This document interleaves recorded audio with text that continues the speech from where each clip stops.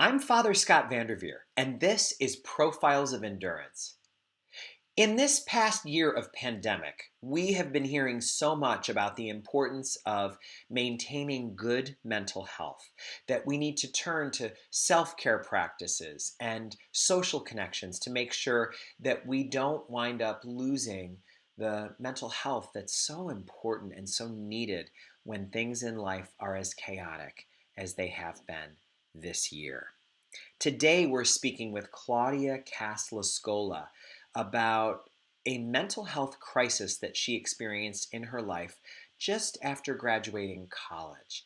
And in this recounting, we want to let you know that she speaks very openly and honestly about the frightening thoughts that she experienced, her time in the psych ward of a hospital, and of some very frightening impulses that were part of her experience.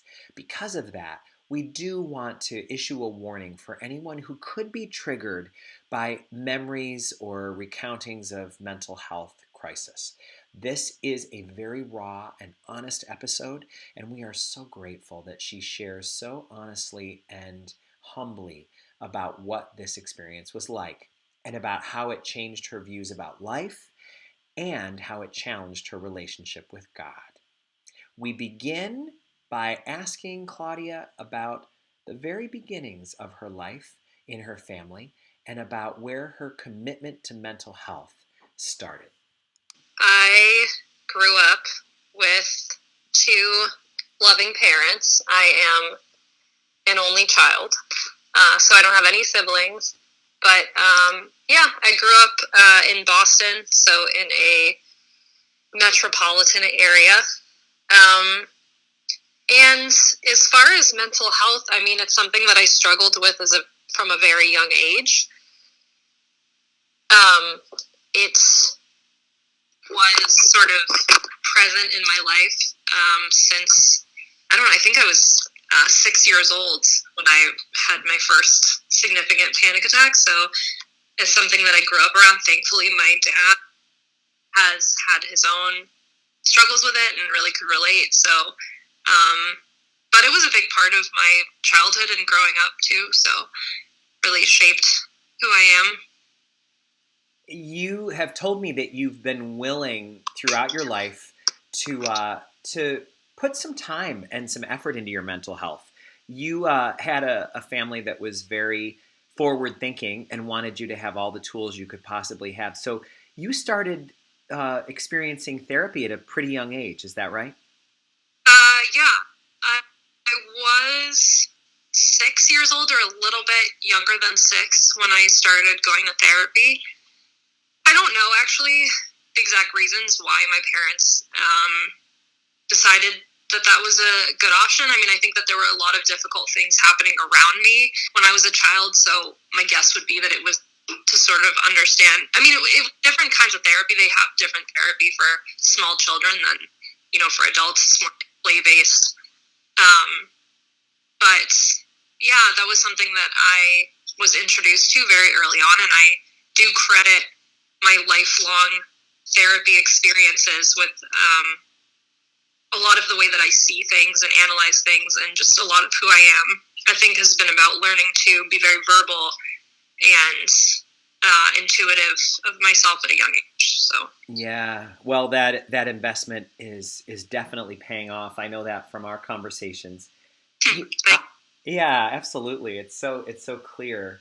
I would love to turn our attention now to the period of time in your life when mental health was especially challenging thing to try to maintain and balance, because you went to college and then upon graduation you went through quite a challenging experience. So take us back to the younger version of yourself about what life was like as you were graduating and getting ready to launch from college.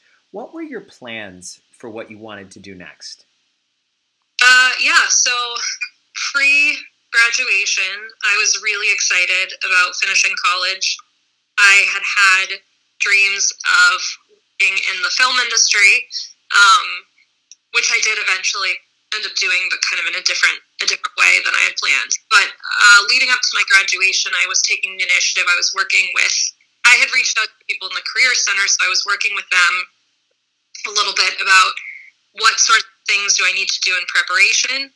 I was working on my resume, writing cover letters, reaching out to people, exploring the connections I had from being an alum, or about to be, the alumni network. And so that's something that I had spent months on. My plan was to move out to Los Angeles as soon as I was done with college. And so I was trying to figure out before I graduated, okay, what can I do here and now to prepare myself? Because I knew that graduating was going to be really difficult. I knew ahead of time that it was going to be a extremely hard transition. And I also knew that if I stayed home, that the longer I was at home, the worse things would be for me. I knew that my mental health was going to deteriorate being home after graduation. So I had the insight ahead of time knowing like, okay, I need to pursue this, because if I just go home and I get stuck at home and I don't grow and move forward, it's gonna like eat me alive. So unfortunately, that is what ended up happening anyway. But so before I graduated though, I'd been meeting with someone at the Career Center. I'd reworked my resume several times. I'd reached out to a lot of people. The issue with living in California, Los Angeles, and also specifically film work is that you can't really apply to those types of jobs unless you're already there. Right. That was an experience that I was applying, and these people, as soon as they found out that I did not have a residential address in Los Angeles, were not interested in even considering me. All of them would say, well, move here, and when you can provide proof that you live here, we'll talk to you and we'll consider you. But until then, you can't. And that's scary, because you're talking about moving across the country without a job and somewhere where you're looking at paying astronomical prices for rent and then have to get a car. So it's a big risk. Terrifying. So that was pre-graduation. And after graduating, my parents said, well, you have to come home anyway, because you have all this stuff at home, you have to sort things out, so come home first. I said, okay, but I don't want to linger too long, because if I'm there, I don't have a job, I'm going to get depressed. You go from having structure at school and independence and all of these friends, and then like all of that is kind of pulled out from under you. It's something I can completely relate to, and I know that a lot of our listeners can as well, that very difficult transition from college to, for many of us, it's the first time that there hasn't been something programmatic for us to turn to.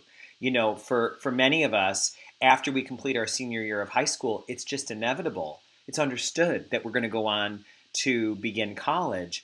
But when you're done with college, that open-endedness is very frightening. Right. So was your family, talk to us a little bit about what their view was. As an only child, you are loved and appreciated by your parents, and you were talking about going to the other side of the continent from them. How did they respond to that?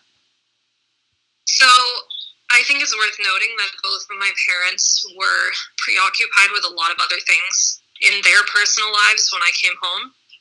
Part of the distress was I really wanted to be the center of their attention, and I wasn't. And that's not to say that they didn't care about me or anything like that, but they just had a lot of other things. And at the time, that was hard for me to cope with. But so when I came home, I wanted to do the work that I needed to do and get out there. I was really motivated.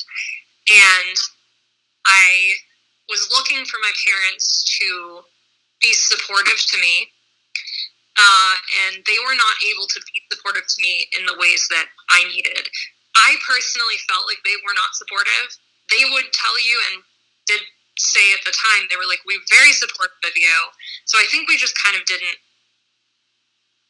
have the same understanding of what support meant there. Despite my trying to tell them exactly what I needed, it was complicated. but they reacted differently to it. My mom didn't, she would bring up a lot of things, a lot of concerns. So every time that I would talk about it with her, a lot of the focus was about like the negative aspects of it.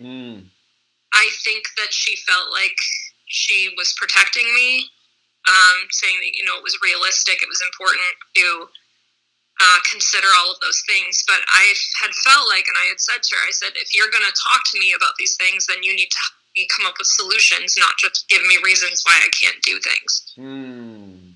She didn't like that.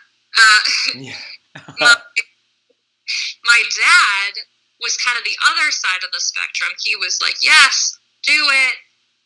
You definitely should do it. He kind of made these like crazy, like, I'll just give you all this money and you can go do it. And that's not what I was looking for. I wanted to just sit down and discuss things practically. I actually wasn't looking for anything financial. I wanted to feel that they were behind me and that they could. I had my own doubts of myself, so I think I was looking to just have a little bit of like confidence and helping me just to sit down and look through some of the practical things that I had been working on. Yeah. So they didn't really want to do that. They had their ways of what they thought, and it at the time really wasn't helpful. What I needed was just that kind of confident voice and listening ears, and it's just not what I could get out of them. So that definitely created a situation where I started getting depressed and anxious because I felt like I was very vocal about what I needed and I wasn't being heard. So they also kept telling me to relax, which I hated. There was a lot of like, you just graduated, take some time, have some time at home, watch some TV, relax. And I didn't want to relax. I was motivated. I said, no, I want to get going. I want to do this. So then there was this conversation of, okay, well, if you're going to go, wait until after your family vacation. Fine. My grandmother had been sick. Leading up to it, she'd been sick, for the past couple of years. She had leukemia long term, and then there was some other cancer. But she was really insistent that she wanted to go on this trip. Your mom's mom or your dad's mom? This is my mom's mother. Ah, so does this trip involve every year the whole family, or is it more like you and your mom with your grandmother? No, it's my whole family on my mom's side. Wow. They've been doing since before I was born, but we go to this little island. When I say to people that we rent out this private island for a week, it sounds really bougie. It is not. It's a great trip, and I feel very privileged to be able to do it. It is not glamorous. There is no hot running water, no electricity. It's a little bit of roughing it, Where is the island? It's in Maine. Beautiful. So this is not the kind of thing you do in the winter. This is a summer vacation. Exactly. But, yes. We have to bring what we need with us onto the island because we're on this island. We don't have Wi-Fi. We don't have cell phones. We don't have things. Well, we have cell phones, sorry, but there's not much reception. You can only go by boat. There's no bridge. Exactly. Yeah, that's pretty rustic. That's an adventure. How often? Yeah. How long do you stay when you go? 6 days usually. Wow. And do you leave at all, or is it you get there and you stay and never leave that island until it's time to go? Usually there are trips into town for certain things that we might need, but it's kind of a to-do to have to go do that. So sure. Yeah, but I'm just setting the scene here because when we got there, I don't know, 3-4 days into the trip, my grandmother died. I'm so sorry. On the island, which it was actually like, it's complicated. I felt like after she died with the memorial and everything, people sort of came up and said, oh, she died in the place she loved most and surrounded by her loved ones. And how that's just, you can't ask for better. And I'm thinking like, well, I saw it and it was not idyllic. You were present. You were present for her passing. Well, not exactly. I wasn't there the moment that she died. I was there. She was dying. It was clear she was not going to make it home once we got there, because she rapidly declined, and so her health did. So I watched that happen, and I was with her in the room prior to her dying. So it was pretty intense. And I do think, she wasn't her favorite place surrounded by her whole family, so that's true. But it was also a traumatic experience. It wasn't this peaceful, wonderful, passage on to the afterlife. It wasn't anything like that. It was upsetting. Yes, so, and I feel a little bit of a need to repent myself as you tell the story. I think a lot of us, those of us who are priests and in the helping profession, but also just all of us, so often we think that our job when we're talking to somebody who's going through grief is to somehow reframe it so they can feel better about it. And it's really not our job to do that. It's up to the person to make the meaning out of the experience. We can simply just walk with them and let them know that they're not alone. And I know that's easier said than done, but I just recognize how many times I've wanted to make somebody feel better. And I realize it's probably in large measure because it's so uncomfortable for me to see them in pain. So I want to say something that could be what feels to me like a healing thing to say. But you're right. If that had been your experience, you certainly would have thought of it on your own. Yeah, I guess it depends, because like my other relatives, I don't think were bothered by that, but I was bothered by different things than they were. I had a very different response to the whole everything happening than my relatives did. So,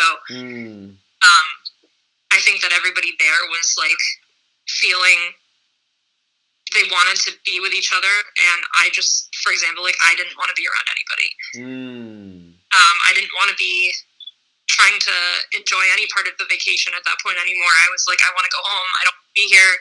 I don't want to talk to anybody. I just, my emotions privately. And so I didn't really have the opportunity to do that. I had to kind of make the best of the situation. I went to the funeral. So we had to figure out how to get the body off the island. Oh. And so I went to the funeral home to help with those, the day of events.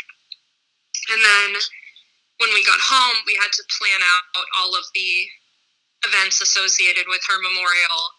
And then even after all of that happened and the grief and everything, it was like, then there was all this focus about my grandfather and, okay, well, what are we going to do? Because we can't leave him in the house that he's in by himself. So it's trying to like move him to assisted living. It was a whole... Oh, my. That was a lot. So that was sort of where my mom's, I think a lot of her stress was at the time, looking at that situation. So my desire to go to California wasn't, front and center there. My dad was in a relationship that was kind of intense for him, going through changes for him. So the focus also wasn't 100% on me and for him either. So I think for me, I'm like struggling with all of this stuff and feeling like I have to put all of the things that are important to me aside, which at the time just sort of fueled that anxiety. Because I felt like I could take care of myself or do what I needed to do for myself. It feels to me like that is a particularly cruel part of our emotions at times, is that they can put us out of step with the very support network that we need, and it's such a common story that what I needed emotionally, somebody might say I couldn't get, and the ways that people were trying to reach me were not the helpful ways. Yeah, it's painful.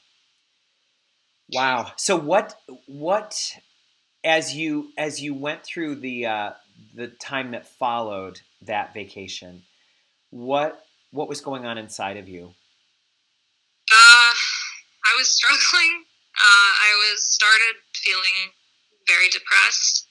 I didn't have, it sort of felt like California was impossible to me. And I was just really unhappy. I was unhappy being home. I was fighting with my parents. I didn't have any friends around because all my college friends were elsewhere. All of my high school friends were no longer in the area. So I felt very isolated. I was in communication with the college relationship, the person I'd been in a relationship with in college, which we talked about on my last guest spot on your podcast. That's right. Listeners can turn to an earlier episode, which was about a relationship struggle, and that's available on, wherever they found this podcast.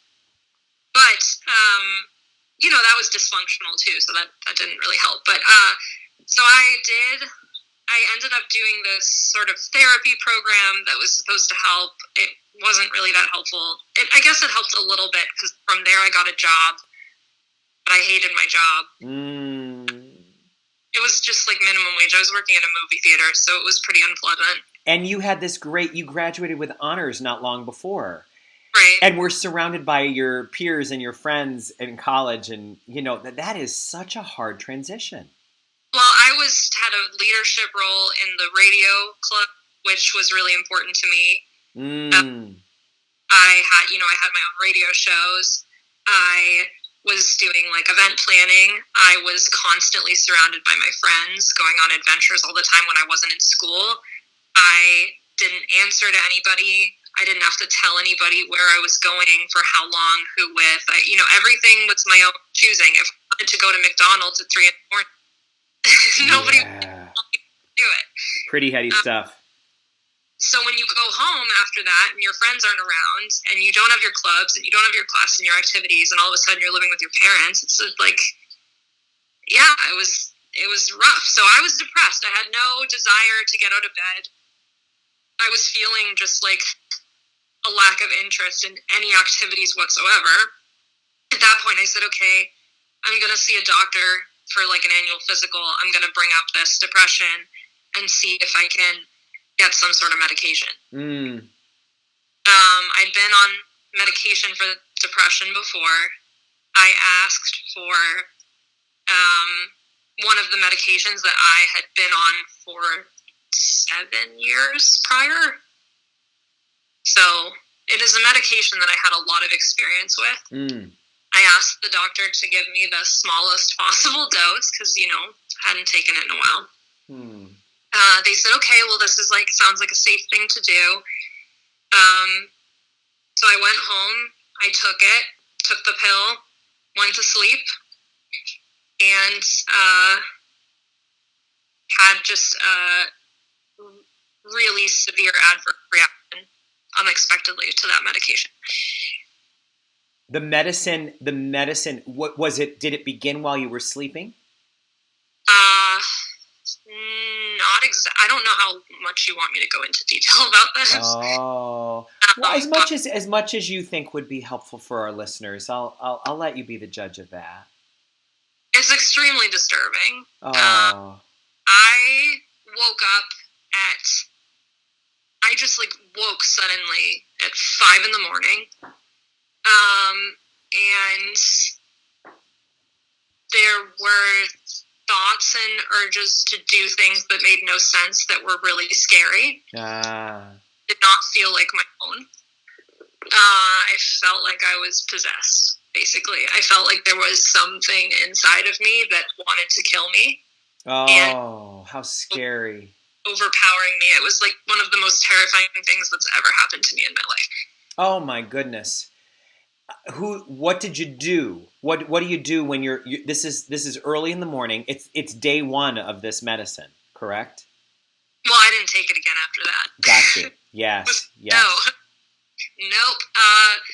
What did I do? Well, I was at home with my dad, so he was awake at the time, fortunately. And I called him into my room and I told him that I needed to go to the hospital because I didn't think that I was going to survive. And my parents were both very adamant that they didn't want me going to a hospital, so they were like, we can handle this at home. But you felt so unsafe. I thought I was going to die. It's so frightening. It's so one thing.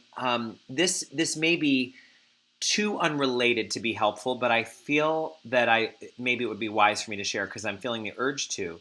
That a dear friend of mine who suffers from terrible anxiety about heights told me, I misunderstood what his fear was. I thought that his fear was if he were on a bridge, that the bridge would collapse. Instead, he told me he thought he would be overtaken by an involuntary urge to jump, and he wouldn't be able to stop his muscles from doing it. Yeah, that's very similar. It's just kind of I think it's related to the kind of experience. I had that, but like on a significantly larger scale and at home. Oh, so scary. So it must have been, understandably, your parents want to take the calmest approach as the first defense, but you knew this. We cannot take a mild response to this. This is serious. Yeah. I felt like it was you hear about this like mental health crisis. If you've ever called a therapist or like a doctor and when they're off hours or whatever, and you get their answering machine, right? The first thing that they say is like, if this is a crisis, hang up and call 911. And I'm like, if ever was a crisis, this is the crisis. Yes. But yeah, my parents didn't want to do that. My mom took the day off work and came over and spent the day with me. And it kind of subsided after about an hour or two. And I was like, okay, I guess this is over. And I just had a panic attack, and it was a bad reaction to the medication. But, I'll be okay. And interestingly enough, the following 2 days after that, I was fine. And I thought everything was back to normal. And I was like, okay, I'm fine. Everything's fine. And then I was home alone a day after that, and I had fallen asleep on the couch. I was like taking a nap, and I woke up and had a similar experience, but this time I was by myself. Oh. So I said, okay, I have to get out of the house. I can't be in the house. I was thinking like I need to go to a hospital. And I called my dad, and he said, okay, walk to your mom's office, because it was about like 2 to 3 miles away. And I said, okay, maybe less than that. Maybe it was maybe like 2 miles. But he was like, just walk over there, because I can't be with you right now. Go over there. I said, okay. Now, interestingly enough, on my walk to my mom's office, I walked through like the hospital area where all the hospitals were. Yes. And I wanted to go in as I walked by. And he's like, don't go in a hospital. Do not go there. Don't do it. Like, go to your mom's office. So I finally got to my mom's office. She wasn't there, but one of her coworkers kind of sat with me there. And I was in a state of extreme distress and panic. That's the longest panic attack I've ever had, because that one went on for 7.5 hours. You walked the streets with that panic attack, unrelenting. Yeah. Wow. The whole way I thought I was going to like throw myself into traffic. Oh. You're going to want to put like a trigger warning or something on this episode. Yeah, it's true, isn't it? Because I don't want to upset people by talking about it too much. I don't want it to disturb anybody, because it's very upsetting. But it's just like the reality of what I was experiencing at the time. Do you know what I feel? I feel like you're very wise. I think a trigger warning is incredibly wise for those who've had the experience. I have to say, it sounds to me like the people who have the potential to benefit so much from your sharing are those who maybe thought they understood what a mental health crisis was, or thought they know someone in their family who's had panic attacks, and they think they have an approximate idea of what it's like. But unless you are filled with awe and respect for someone surviving a panic attack, there's a good chance you don't know what it is. Right. Yeah. Well, bodies are different. Obviously, there are people with panic attacks who don't experience this particular breed of it. It's like it's different for different people. Sure. This was just, and I have different kinds of panic attacks, but for whatever reason at the time, this is how this was manifesting for me. Yeah. Wow. So you're being soothed at your mother's office by a colleague. I would say that soothed is kind of. I was being monitored a little bit. Yeah. What some sort of sedative, which they were like, well, we can't give that to you unless you go to an emergency room, which my parents had expressly said that they didn't want me to do. So what I ended up doing was I took a bunch of melatonin tablets. I was like trying to calm myself down. But yeah, so that was really difficult. So that went on for days. Days, Claudia, days. It wasn't, lasting all day, every day, but it would come on suddenly, and it would be really difficult. And I was also having what's called dissociation, which was traumatic too. So between those types of panic attacks, I was also having times where I felt it's like kind of an out of body type experience. So I've had these thoughts that I don't know, everything around me wasn't real, that the people around me weren't real, that it was just a very isolating. I for someone who isn't familiar with mental illness stuff, they would say that maybe that's psychosis. It's not. It's a different thing. Dissociation is it's a very different experience. It's very common. And then there are also multiple different kinds, and I used to know all the names of them, and now I don't. But it's like a hyper-awareness of your existence that's kind of an out-of-body type thing. Wow. It's extremely terrifying. Wow. I guess some people aren't as terrified by it, but I was really terrified by it. So I was dealing with that on a daily basis as well. I had intrusive thoughts. I had just all sorts of, it was just like a storm of horrible things. It was like I was on edge, uneasy, terrified most of the time that I was conscious. Oh, wow. And I know there are listeners right now who are feeling some version of, oh my goodness, thank you for letting me feel less alone. I've experienced this too. Well, it is you convince yourself, I feel like a lot of the time when you're in that no one knows anything about what you're experiencing. It is very easy to feel like you are the only person who experiences that. It feels like you're crazy. It feels like you're unhinged. There's something wrong with you. Understands this. So, that's all part of it. Yes. But so at that point, they said, okay, we're going to put you in this thing called a partial day program, which is basically similar-ish to a hospitalization in a way. You go to a psychiatric hospital or a program for several hours throughout the day to work on coping strategies and be among other people who are struggling with different things, but you don't sleep there. You can leave, things like that. Are you in any way feeling angry, or are there any emotions about how interrupting this is to your plans? Or is that not what's going through your mind as you're going through this terrible experience? Are you thinking, well, how am I going to get to California now? Or did you wind up letting go of that very quickly? So yes, I felt that. I think I was really angry because this is going to sound so childish.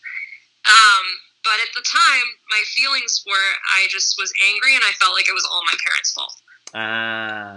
Because I felt like if they had supported me when I needed their support, that this all would have never happened. Right. Because to me, it felt like, okay, I had a plan. Not being able to go out and do the things that I needed to do and have the support of my parents was creating the distress, which I had knowledge that would happen, which I made clear to everyone. I said, if I don't get out and do this, my mental health is going to tank. Nobody listened to me. I felt like it was just a lot of silence, a lot of not hearing me. So that, I think it all snowballed.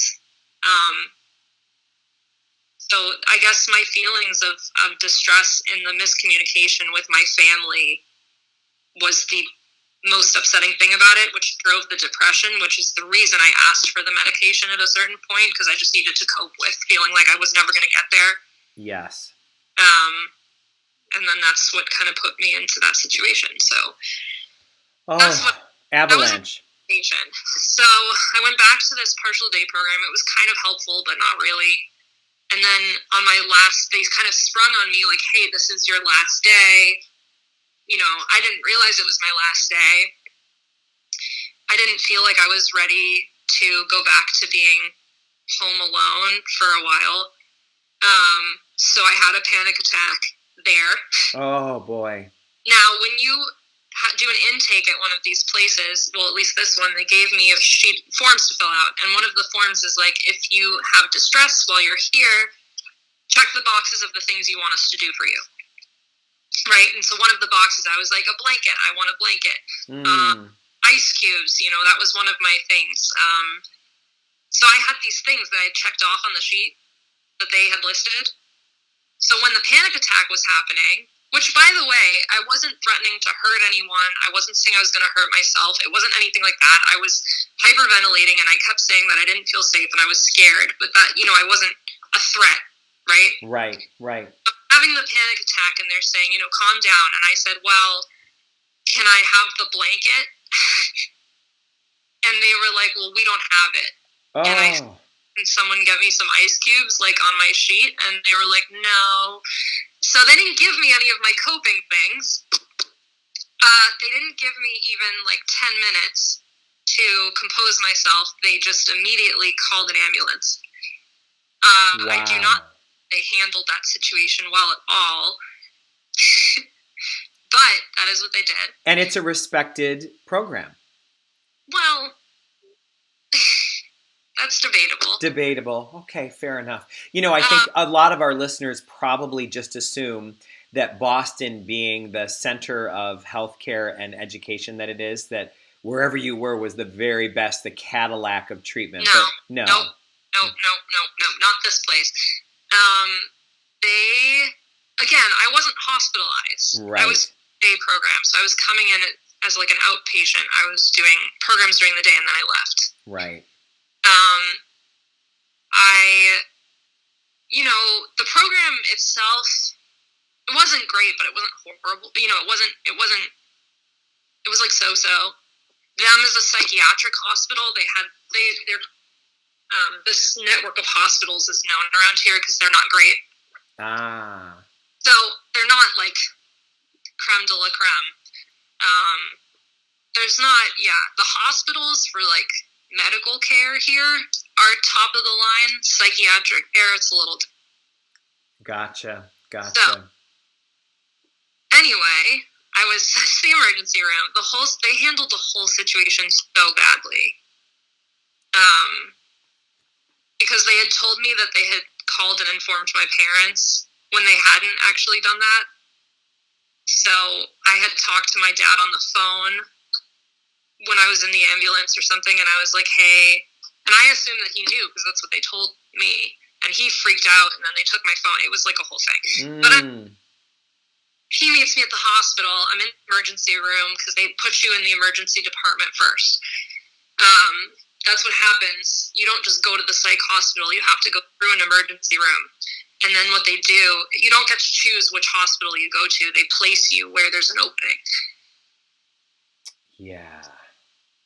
That's hard. That's hard. That takes away so much predictability and comfort. You don't know where you're going to be. Well, you can end up in the worst hospital. You have no choice over where you go. And it could be far away depending on your economic and situation. Sure. You could have a loved one who doesn't have transportation to come see you wherever they assign you. Right. Ooh. So at this point, I didn't know if I was going to be an inpatient. What they told me was that they had to, to sit tight, and they were going to evaluate and see if I needed meds or anything. My parents were in the emergency, got there, they were with me, they were upset. My dad was really upset. They came in, did like an assessment, and they said, we're going to have you be an inpatient. We're going to send you to a psych hospital. My dad freaked out. Oh. He didn't want it to happen. My mom was like, all right, I guess this is going to happen. My dad was like, I don't want to let this happen. Listen, if the hospital tells you you're going, you're going. Yeah, that's something. Yeah. Your parents can't do anything to keep you going. If they say you're going to go, you're going to go. Wow. You have the option when you sign a piece of paper to say whether you're doing it voluntarily or not voluntarily. Because they're just saying to you, like, you're going to go either way, so you can check which box you want. There's not many things in a free country that feel that way, I would imagine. That's, for someone who's broken no laws, who's having a health crisis, that's a very unusual circumstance to be in. I can make a lot of comparisons. I've never been in prison, but there are certain things about being on a psychiatric ward that I assume are similar to what I imagine prison is like. The coldness of the rooms strikes me. The coldness of the showers. Oh, no. Yeah, I couldn't get any hot water on the showers, but I don't know. Anyway, that's a separate thing. Oh, that's a miserable detail, though. I mean, you're already depressed and feeling so miserable, and there's just no comfort to be found. Oh, well, no. Well, so, when you're going into any sort of psychiatric thing in a hospital, even the emergency department, they take everything from you. I mean, you're with, like, pretty much nothing. And they take everything. My phone was dying. I wanted to charge my phone. They said, you can't charge your phone in here. We're not going to let you anywhere near a phone charger. So they had to take my phone out and plug it in outside. It was like a whole thing. But yeah, they take everything, all your clothes, all of your belongings. You're not allowed to have pretty much anything.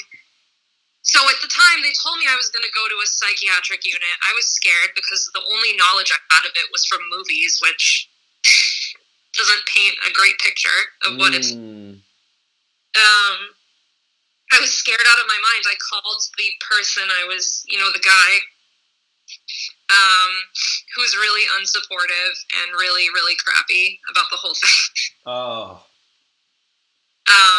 So that was like an additional heartbreak. I was just crying. I was miserable. So I was in the emergency room for a day and a half until I was able to be placed in a hospital.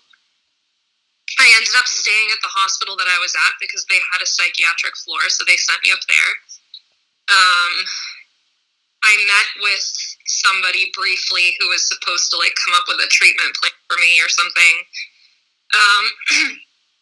I was assigned a roommate, and then I had 6 days of hanging out in a locked unit with a bunch of people who were suffering from various different illnesses. Oh, my. So it was interesting, to say the least. Oh, my. I can't. There's no other experience to compare that to. That is a unique, unparalleled experience. I'm glad I had it. To be honest. Say more. I have anger about a lot of aspects about it, but I am glad to say that it happened to me because it was such an interesting experience. That is a powerful lens to look through, that this is such an interesting experience. What do you think you learned?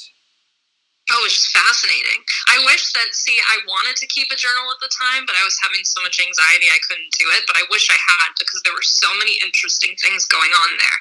I'm a person who's interested in people and the way that people work. I had my theology, things like that. So being able to see people of all different types of people, it's very interesting observation-wise, what you get to see. Were any of the people that you were sharing that ward with feeling scary to you, like you were in danger when you were near them? Yeah, some of them.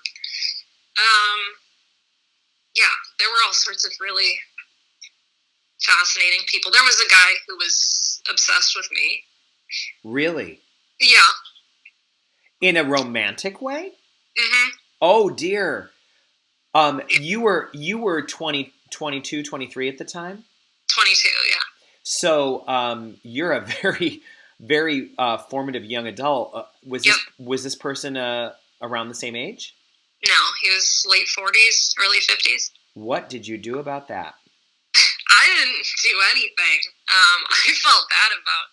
He was again, super interesting, eccentric person. He told me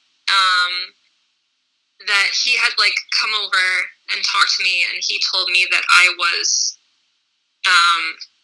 a beautiful woman, and he said, you know, I've picked you. I want you to have my next child. Oh my! I Now there's pickup lines, and then there's pickup lines. And I was like, what? He said, wow.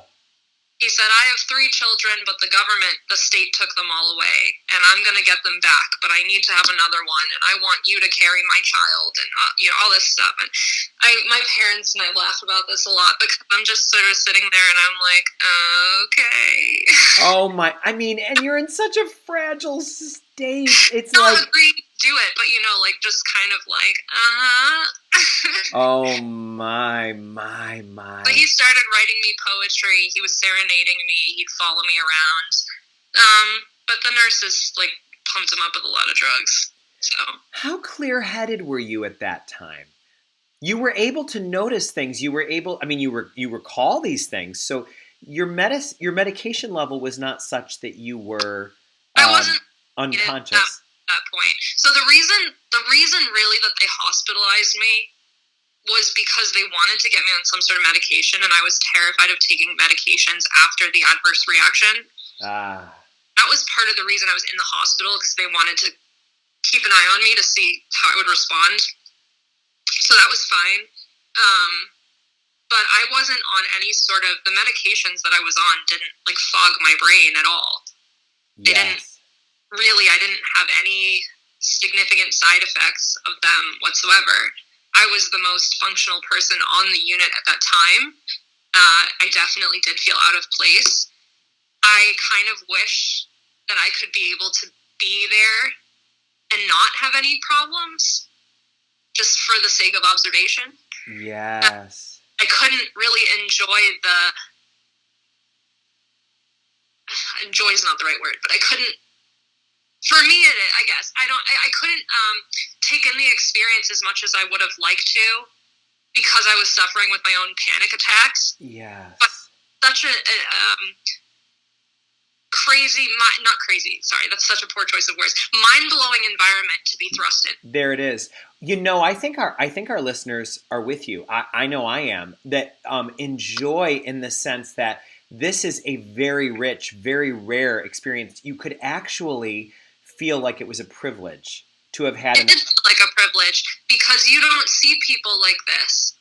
This is, you don't, you kind of do sometimes, but it's a totally different scenario when you're on a locked floor full of people who have all sorts of different perceptions of reality. Yes. And I wasn't judging them, but I was curious about how they were seeing things. Yes. So it was just a really interesting exposure to things that I had never seen or heard. And again, there was no judgment cast on these people. It was fascination. Yes. But it wasn't pleasant being there. You know, I was eating hospital food every day. You couldn't go outside. You didn't have really windows to look out of. That part of it I hated. Yes. And you can't use the floor, so you're stuck in a hallway and in a room, and there's not really much you can do. Your clothing was designed to be harmless. I got to wear some of my own clothes. Oh, good. I couldn't have anything. There was like a special closet where you could have some of your belongings. But you really weren't allowed to have much in the way of things. And there weren't visits? No, my parents visited. They did? They did, yeah. No, you can visit like hospitals most of the time. Wow. The program actually let me have my phone for 2 hours a day every day. Wow. That may not seem like a big deal, but when you're in there, it's a big deal. Yeah. A connection to the outside world.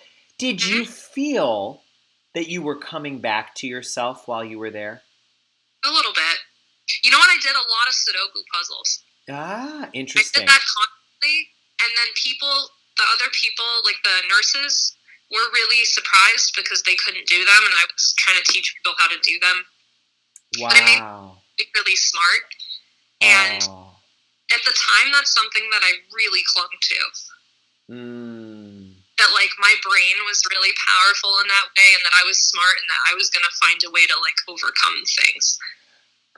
Amazing. That's yes. That was what I needed for myself. So I got out of the hospital, and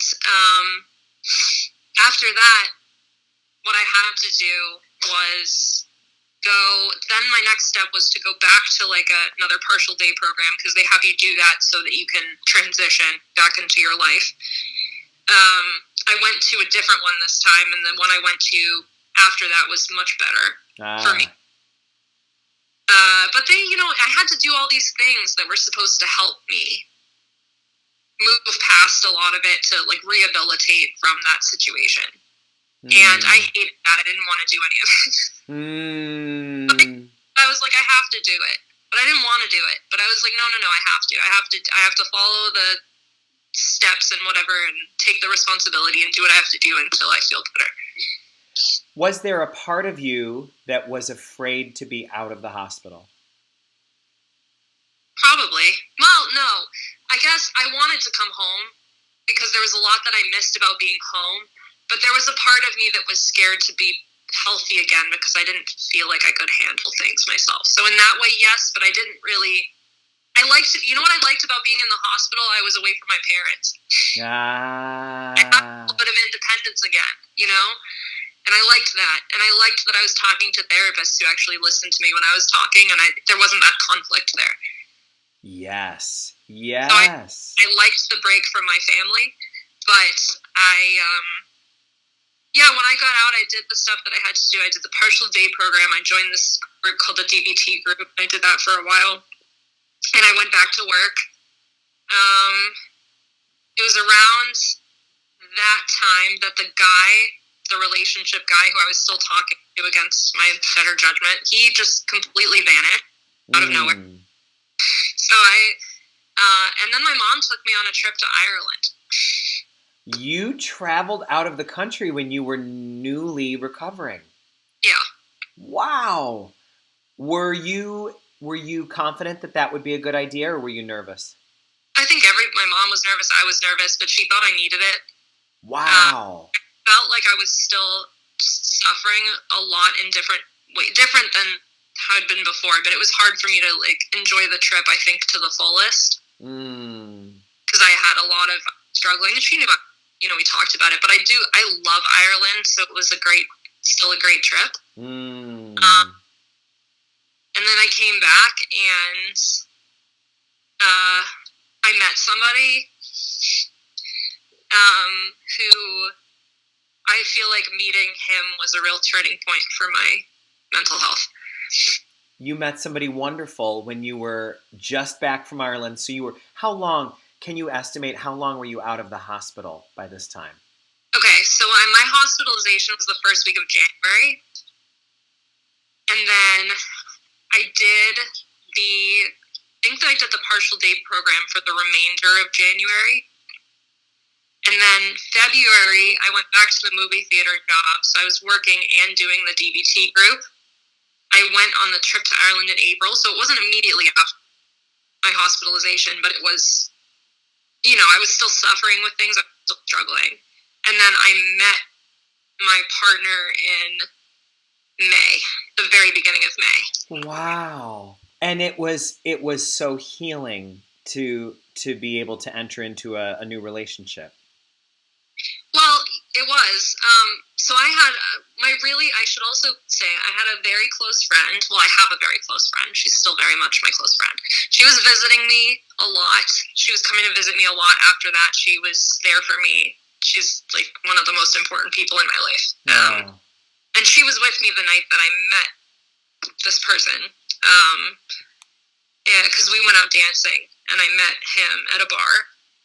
And I just really liked him, and so he and I started going out. But I think that, like, dating him, I was not forthcoming about the mental health stuff at all.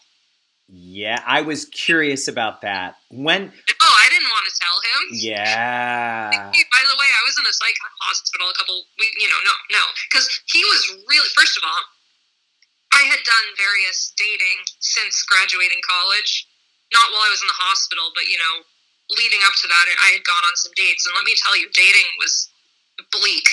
Oh. Like dating. So when I met him and I said, okay, he's single, he's super attractive, and I don't see anything wrong with him that's obvious, I was like, I need to score this one, lock it down. So I didn't want him to know. I didn't want him to have any doubts about me. But I think that was really important for my healing, actually, having to hide it. And I know that doesn't make any sense. But when I went to spend time with him, it wasn't that I was going to never tell him, but I didn't want to tell him right as I was meeting him. It makes perfect sense. I want to get to know me first. But because of that, anytime that I was with him or went to his house or anything like that, in my body, there was like enough that it suppressed the intrusive thoughts and the anxiety enough that I wasn't showing it. Yeah. And that made him a safe space for me. Interestingly enough, during that time, I wanted to be with him because I wasn't having those types of things happen when I was around him because I was just suppressing it so much. Yes. But he also got me away from my parents, so gave me a feeling of independence, right? Because I could go out, I could be with him, I could stay at his house, we could do stuff together. That wasn't something that, I was out of the house. And so it gave me my own thing to do. And then I got a new job after that was a good job. So I had a good job. I was enjoying spending time with him. So that's when I really started to feel a lot better. Was there, when you're recovering in that way, was there a day that you said, oh, I think I'm better? It always kind of happens like that because for me anyway, sorry, I can't speak to anybody else, but for my experiences, it's usually feels really bleak, and then all of a sudden one day, I'll feel good, and I'll be like, hey, wait a minute, I feel okay today, this is good,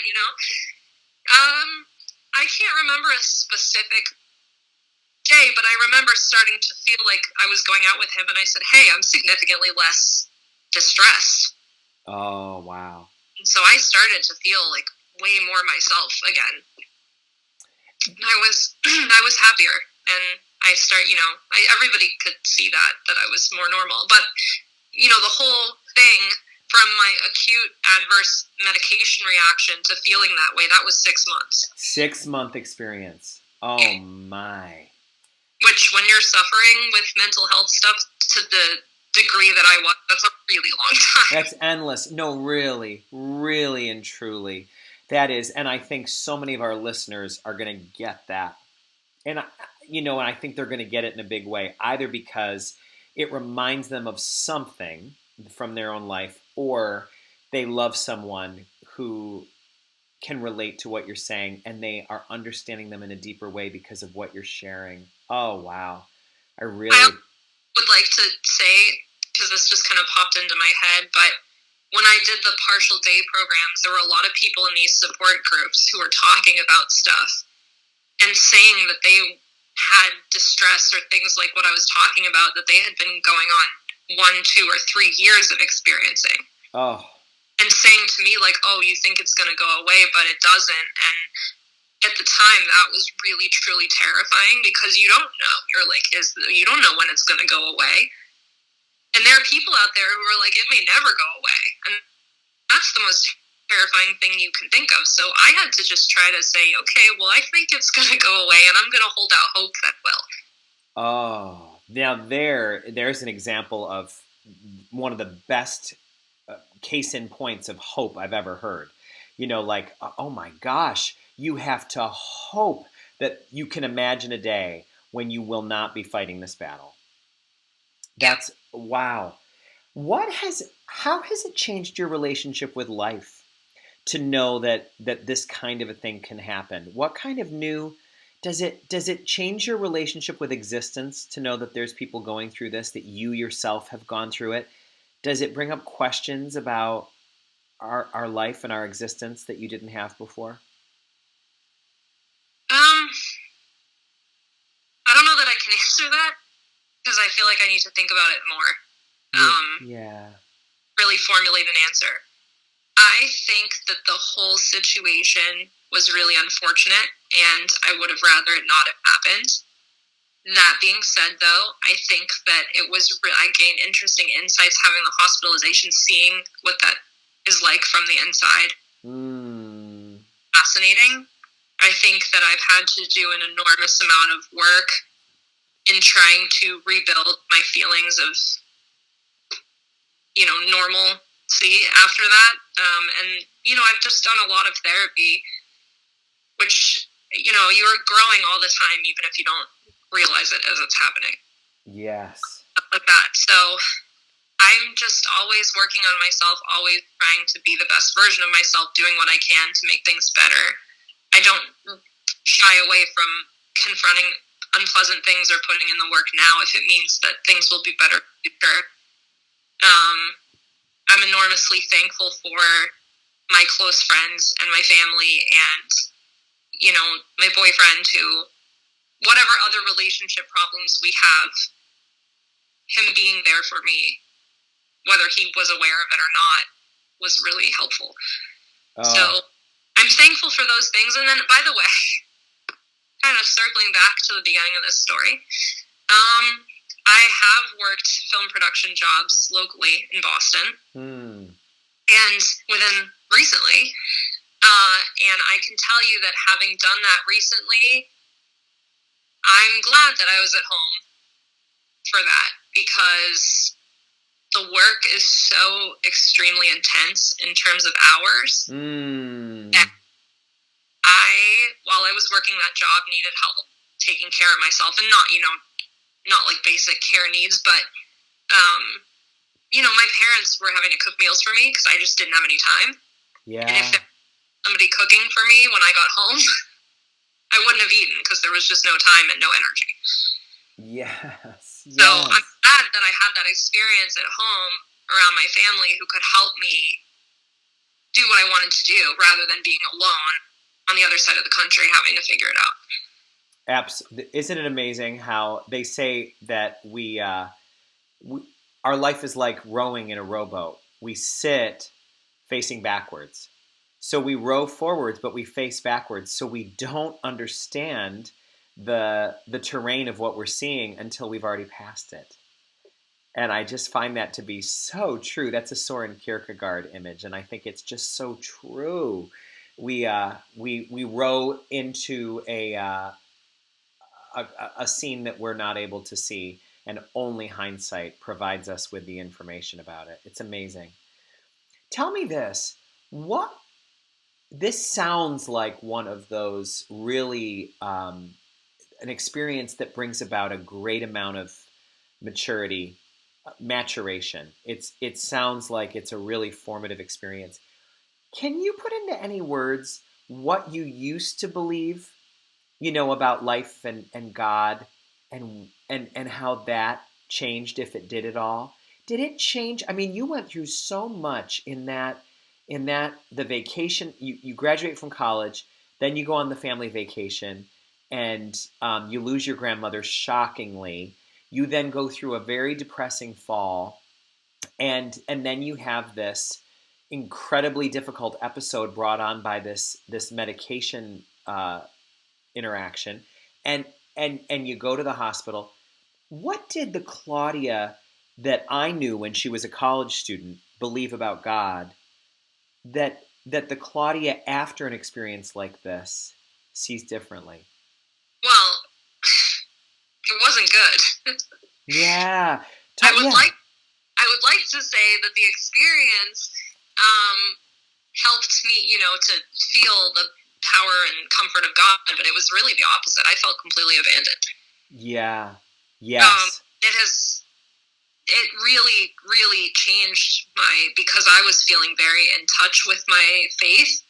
And then when that happened, when I woke up and I had the adverse side effects, I actually at one point got on the floor I was like on the floor, like praying desperately, just begging for help.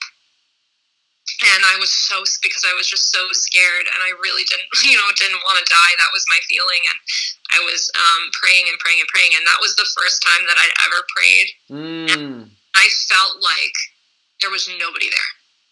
Yeah. The first time that I've ever prayed and felt completely alone. I mean, I felt like nobody was listening to me. I did not feel any presence whatsoever. I felt completely abandoned.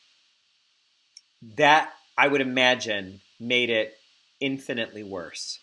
I was very distressed, and everything that sort of happened the days after I felt like I had just been left alone.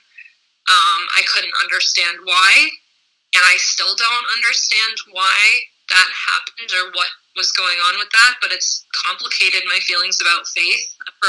I didn't really want to go to church after that, which my family doesn't go to church, but I had gone occasionally with my friend who's very avid churchgoer, and I didn't want to go after that. I said I need space, and I didn't know what I believed or what I felt, and I still don't, to be honest. But I go through periods where I say a lot of prayers, and I'm in one now, but I still don't really know and understand.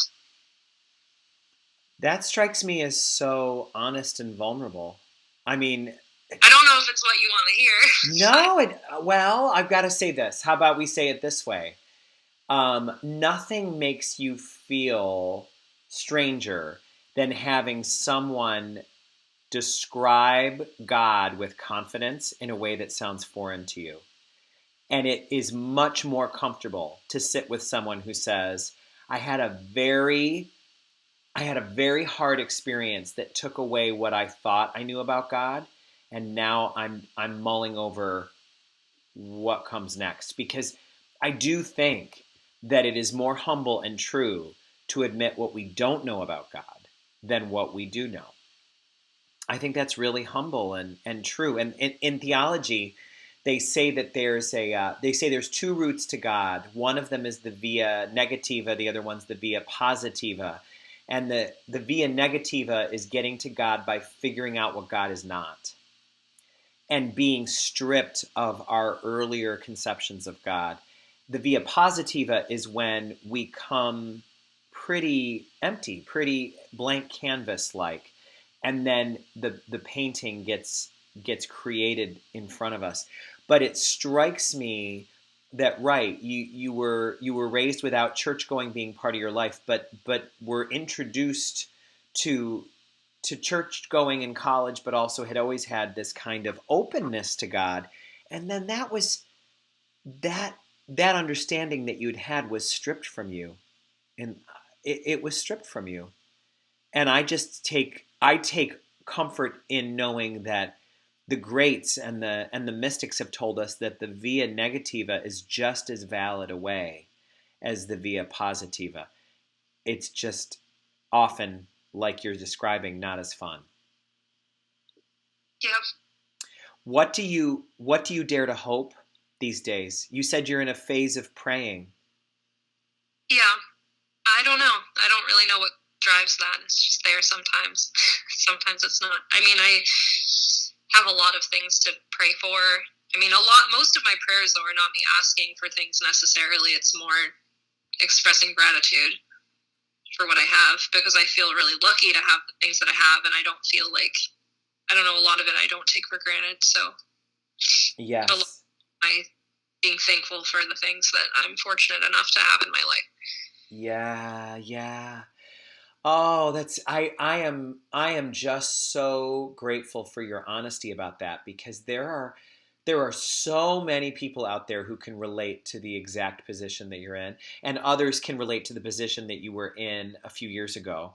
And I think, yeah, we have to. Faith involves courage, and so I think all of us who are listening need to be brave enough to hear someone tell us, I've lost God at times, and I don't know where God is all the time. We spoke with Gina Donovan, a woman who said in her interview on this podcast that on the day her husband died suddenly, she felt like she lost God too. and has had to try to find God again in her life. And so this kind of sharing is infinitely valuable to so many of us. So it I've is. heard a lot, by the way, that people have that when people die. Yeah, you've heard of that experience? I've heard of a lot of people losing faith or having a lot of anger. Yes. At faith because of losing people. So I haven't personally had that experience, thankfully, and I hope never to. But how do you stay open about this topic and about all things? What is your key? You strike me as a very open person, so open that when you're in the psychiatric unit of the hospital, you're open to being grateful for the experience. You when you feel like God has completely abandoned you, you're open to still hoping that there could be a relationship with God. What keeps you open?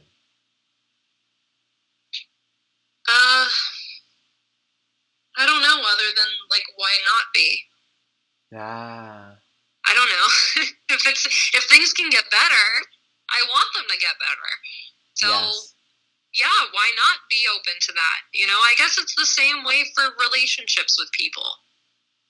Even people that I have had very negative feelings towards or negative relationships with, if they come back to me and they express kindness towards me, I mean, some people agree with this, but I'm like, I accept that. I'm always open to the possibility of good things. I love it. I love it. And I'm grateful to know that at times that openness has borne fruit, like when you wondered, will this veil that's been dropped over me ever lift? Will I ever not have these thoughts and feelings again? And we're grateful to say those 6 months were the longest 6 months imaginable, but you've found your way. You've found your way. Wow. Well, we're coming near the end of our time, so I'd like to just invite our listeners to really take a moment to savor this. I really am so grateful for what you shared, and let's just take a moment for those who are listening, not to lose it. The wisdom of neuroscience tells us that if you really want to retain something that you've treasured or that has been a new insight, you need to hold on to it for 15 seconds so that it doesn't just slip off of your brain like Teflon. So I think it would be wise of us to consider, who came to mind for you when you were hearing this story that Claudia so generously shared with us? Who out there in your life or in your circle is someone who's been plagued with some sort of struggle like this? How can you show them love and openness and compassion? How can we be more agents of kindness to people who are struggling with internal pain that we may not be able to understand much at all? When you heard her say that Sudoku helped her to be proud of her big and powerful brain and trust that she would find a way out of this, what are you grateful for in your life, even in the darkest moments? What is something that you have been endowed with that you're so grateful that you have?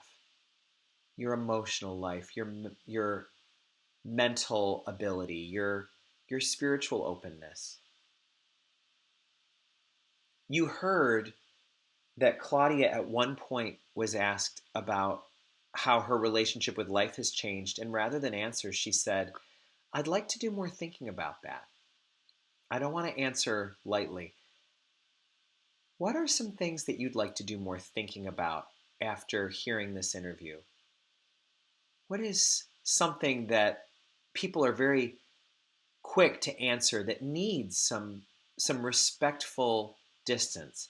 Maybe it's not rushing too soon to answer what the meaning of life is. Maybe it's being willing to admit that the times of doubt in God can be just as nutritious and revealing as our times of knowing and trusting that God is there and has our back.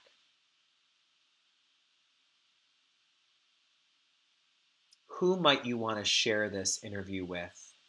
Who is someone that maybe needs to have this forwarded to them?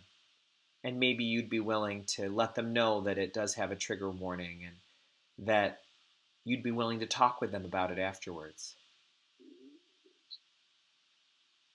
Claudia, on behalf of everyone listening, I want to thank you for your generosity and for your openness and for your incredible humility. You have helped us so, so much.